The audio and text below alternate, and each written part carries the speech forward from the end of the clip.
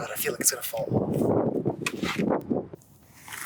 Yo guys, what's going on? So today I wanted to talk about the downside of getting your personality type. So first of all, what are the upsides of this? The upside is that you are getting a deeper understanding of who you are at your core, identity-wise, and then you're also getting insight into your personal patterns of how you behave and how you might mess things up and how to avoid that in the future. Okay, so what are the downsides of both of those things? So anytime you come down to a narrowed down understanding, you shut off other possibilities. And anytime you narrow down on who you are, you shut out other things that you could be. And it's also really important to be aware of that. That doesn't mean that you need to throw away these understandings of who you are and how you tend to behave, because those are very useful. Be aware of how it's limiting you or how it could limit you and how to mitigate that. The wind is blowing and my camera is shaking and it's just on the freaking edge of a cliff and it's making me really nervous. I guess so am I, but okay, so how do you do it right? This can really screw you, okay? It can screw you in every which way. And then very easily, it can put you into a box because other people or like an objective person is saying, hey, you're like this. And then you either accept it and then you don't get to be who you could be, right? Or you rebel against it and you don't take the insights that you could take. And so the key is that you need to be selfish. Have the DIIP tell you, you need to be selfish, you need to have your separate purpose, and you need to take this as just feedback. Just tell me what I'm doing wrong, and I'm screwing something up that I want, then I want to know about it. All right, look, here's the thing. There's a fine line between feedback and criticism.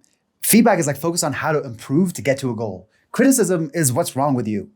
And so when you get feedback, it feels like advice on how to reach your goal.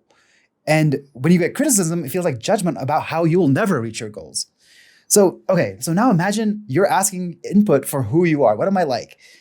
But you have no goals in mind that you're working on. And so when you get that input, what do you think that'll feel like? It'll feel like criticism. It'll feel like judgment because your mind will allocate that instead of being like, oh, this is how I reach my goal. It'll allocate it to, oh, this is what's wrong with me.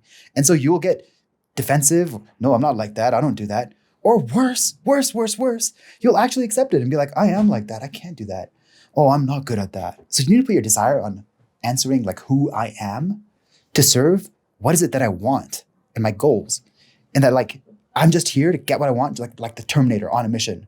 And getting feedback on what I'm like is just a part of achieving that mission.